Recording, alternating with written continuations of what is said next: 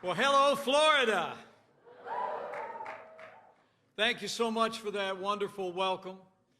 To my friend Marilyn Musgrave, to Deputy Secretary Eric Hargan, to State Representative and future Speaker of the Florida State House, Chris Sprowls.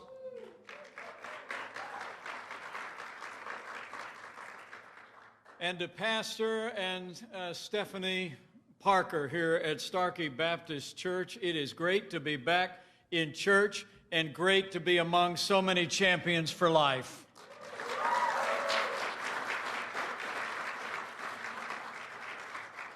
And it's a joy to be here with the Susan B. Anthony List. Founded in 1993, now a network of more than 800,000 Americans. SBA is the most effective pro-life grassroots organization in America.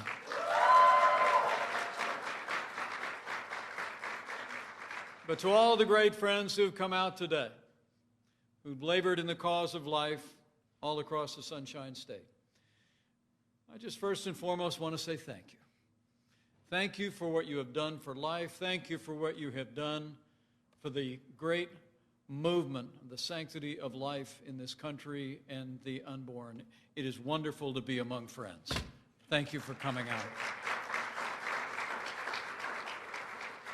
And speaking of friends of mine, allow me to begin by bringing greetings from another friend of mine, a man who loves the state of Florida, and a man who is the most pro-life president in American history. I bring greetings from the 45th President of the United States, President Donald Trump.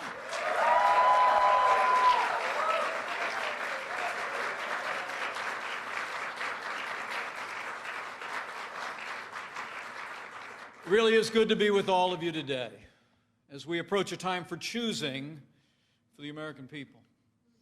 But as we gather today, I don't have to tell people here in Florida that we're also living in a time of testing. And here in Florida and all across America, we have faced challenges in the midst of the coronavirus pandemic like many of us have never seen in our lifetime. And I must tell you, I'm proud to serve alongside a president who has put the health of America first from day one, and we are grateful for the leadership of Governor Ron DeSantis all across the state of Florida.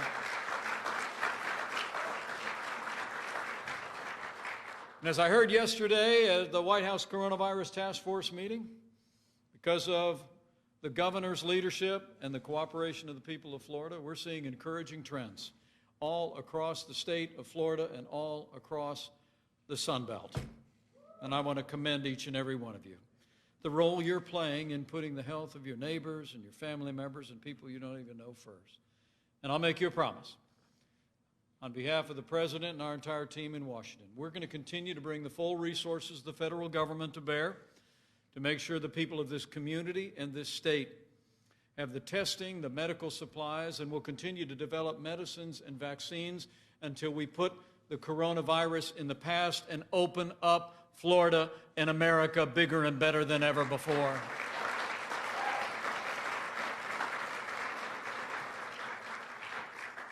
But President Trump wanted me to be here with you today, not just to thank you for your support, for your stand for life, for your compassion for the women and children of America, because of the difference that each one of you have made, because of the work that you have done. We now have a pro-life champion in the White House. We have pro-life leaders in state houses across the country, a pro-life majority in the United States Senate, and we have principled jurists in record numbers in our courts across the land because of what you've done. Life is winning in America.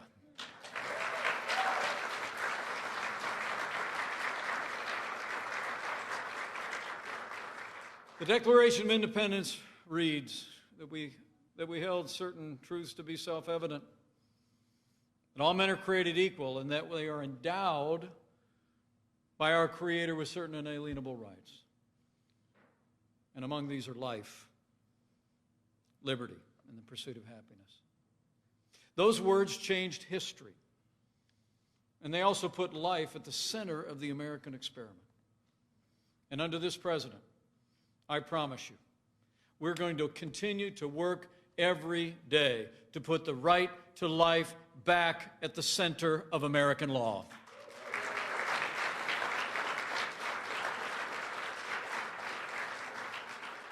"47 years ago, the Supreme Court of the United States turned its back on that foundational right. Today, these basic truths are still under siege and still under threat. The progress that we have made is in every sense at risk as we gather here today. I mean, the truth is that Joe Biden, the Democratic Party, and the radical left would undo all the progress that we've made in the cause of life.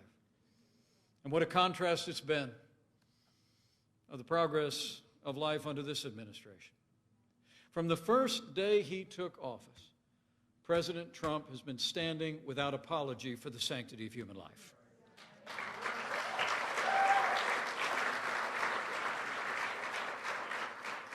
It would be just after we were in office a few days that the president reinstituted the Mexico City policy, making sure no taxpayer dollars would ever go to promote or provide abortion around the world, and then he expanded it a year later.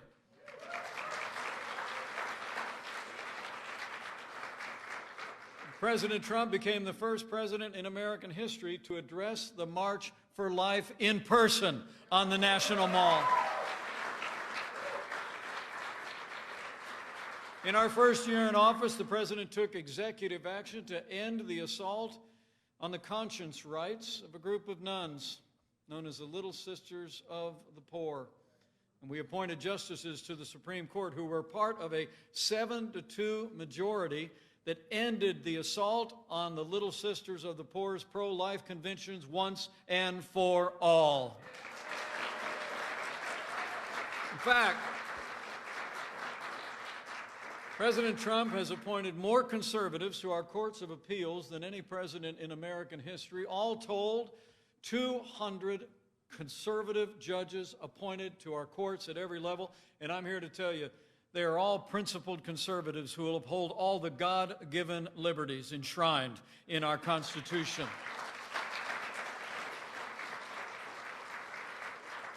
But I must tell you, one of the greatest privileges I've had as your vice president was in my role as president of the Senate.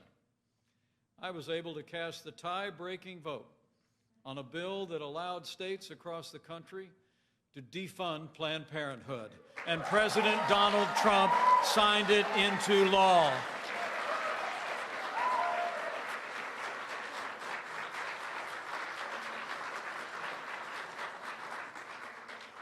By contrast, Joe Biden and the Democratic Party would take America in the opposite direction. After years of his party endorsing or tolerating what had come to be known over the decades as the Hyde Amendment, which prevented taxpayer dollars from being used to support abortion, now Joe Biden and the Democratic Party have literally abandoned their support for the Hyde Amendment and have pledged to use taxpayer dollars to fund abortion at home and abroad. Joe Biden and the Democratic Party also would not defund the largest abortion provider in America, but they plan to increase funding for Planned Parenthood at unprecedented levels. And Joe Biden and the Democratic Party support late-term abortion. His party in the Senate actually blocked a bill that would protect children that were born after failed abortions. They blocked the Born Alive Infant Protection Act. And make no mistake about it, Joe Biden would appoint activist judges to our courts who would legislate from the bench and trample on our most cherished liberties. Now, more than ever, pro-life Americans need to let our voice be heard and stand for life. In cities and states and places of worship all across this country. You need to speak out. You need to become involved. The SBA list is an organization that spans the entire nation. All of you already participate. But for any looking on, this is no time to be silent. And make no mistake about it, the radical left wants to silence pro-life Americans. Just recently, we saw the arrest of Students for Life of America. A group of students were arrested for writing "Black Preborn Lives Matter" outside a D.C. Planned Parenthood clinic. I mean, the radical left celebrates those who defend abortion, but they would prosecute those who stand for life. We've even seen Democrat-led legislators in this country stand up and cheer with the passage of bills that provide for late-term abortion. And one Democrat governor actually openly defended infanticide. The choice could not be more clear. And I want to make you a promise. This president, this vice president, and this administration will always stand up for the freedom of speech of every American, and we will always stand for life.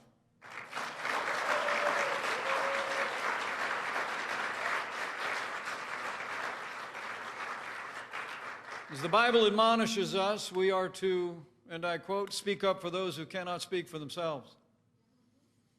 And so the people in this movement have done every day since that day 47 years ago.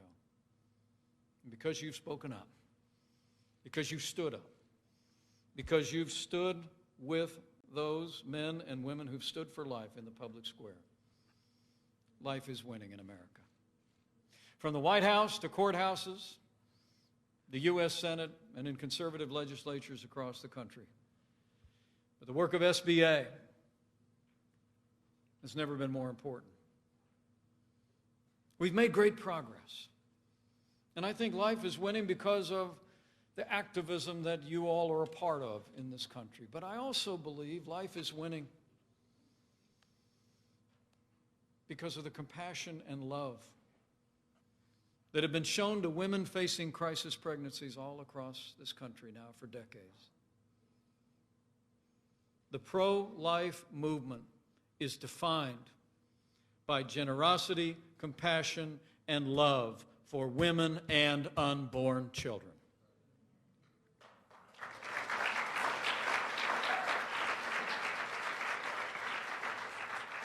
And you need look no further than ministries across the country. Crisis pregnancy centers and care centers that are ministering to needs of women in crisis pregnancies. It's truly inspiring.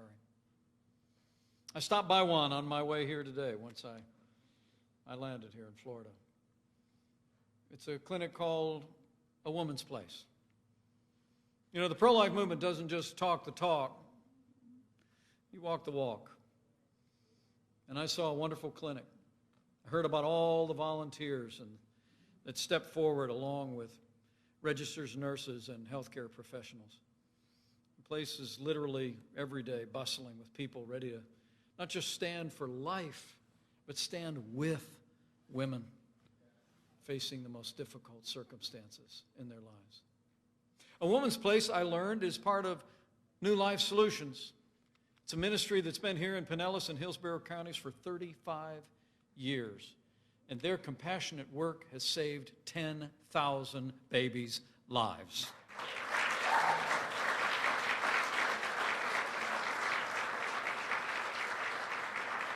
And I like giving credit for credit where credit is due, so would you all mind joining me in thanking Board Chairman Kathy Arrington and the New Life Solutions team that are here. Would you stand, Kathy, and the New Life Solutions team? Let's show them how much we appreciate the way they put feet on their faith every day.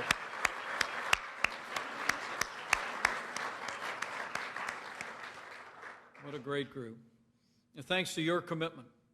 For 35 years in this community and in cities and towns all across America. I'm proud to report to you that there are now far more pregnancy care centers in America than abortion clinics. That is progress.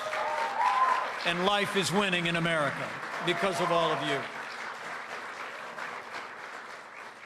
In fact, I saw that work firsthand today. We had a few minutes to meet a woman whose life was changed when she visited A Woman's Place. Kia told me she was 40 years old. pregnant, a single mom.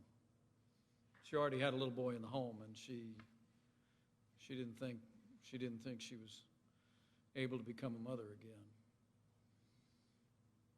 She picked up the phone, she scheduled an appointment at Planned Parenthood, but before she went, she said she heard about a clinic that offered free sonograms.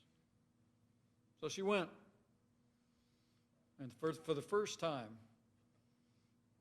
in that little room where I was just standing, she caught a glimpse of her little boy. And Kia chose life.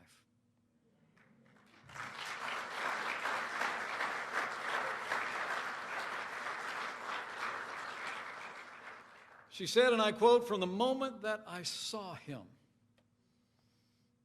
I knew I made the right choice." And she said, if I hadn't found a woman's place and the wonderful women there,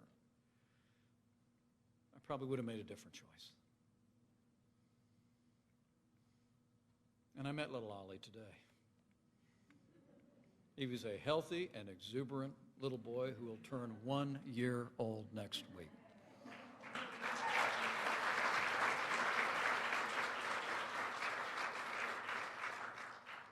That's the difference this movement has made. One life at a time. One family at a time. And that's the difference the SBA list makes. The difference everyone working in this movement has made in the lives of women and children all across this country. And I just really wanted to come by to say thank you and to urge you on. Life is winning in America, I truly do believe, because of that compassion, that care, that love. There may have been those in 1973 that thought that this movement would someday fade out. But the American people cherish all our God-given liberties. The American people cherish the right to life. And we will stand in this movement until we restore the right to life to the center of American law. I believe it with all my heart. So from the White House to the courthouse, care centers, life is winning in America, but it's winning in one other way that I think is worth remembering. I think life is winning hearts and minds in the rising generation. Young people today are rightly seen by the tens of thousands on our national mall as a new pro-life generation, and so they are.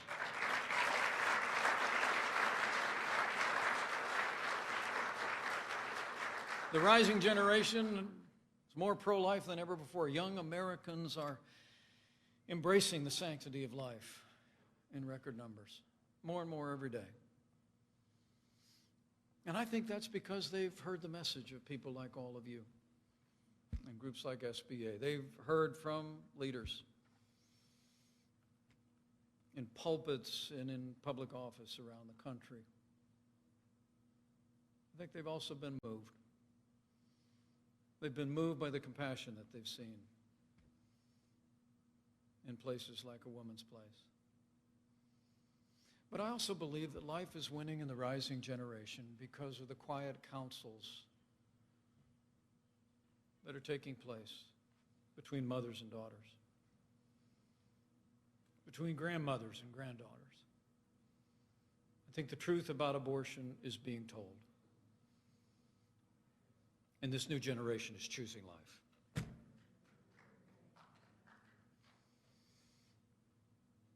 As one pro-life advocate recently wrote in her column in the Washington Times, and I quote,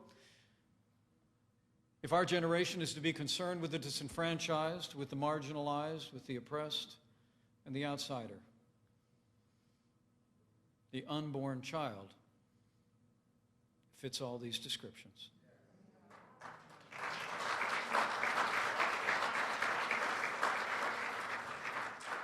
That is a voice in the rising generation.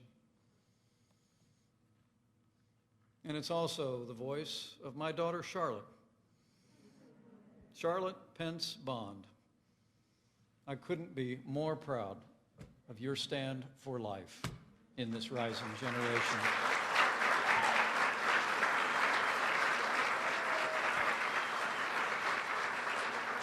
So proud of you. So life is winning in America. And as we continue to work as a nation to emerge from the heartbreaking days through which we have passed, days that have seen more than 150,000 families suffer loss, as we continue to work every day to bring our nation through this time of testing, we are coming to a time for choosing. And it's never been more important to keep fighting for life, to keep caring, to keep reaching out with compassion, and to keep standing with all the men and women who stand for life in the public square. As President Trump said not long ago, quote, "Every person is worth protecting. Every human soul is divine, and every human life, born and unborn, is made in the holy image of Almighty God."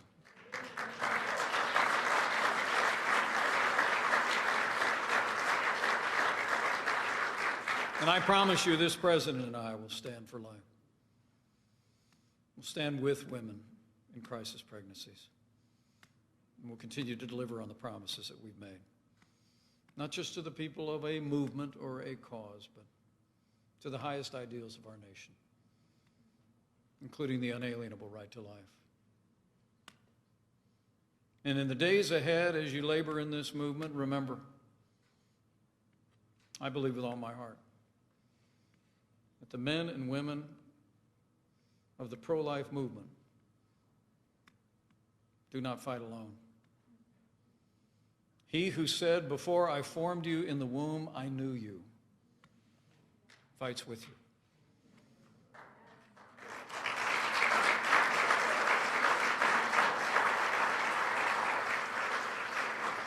And when we make the cause of the author of life our cause, we make his work on this earth our own. And that means life wins.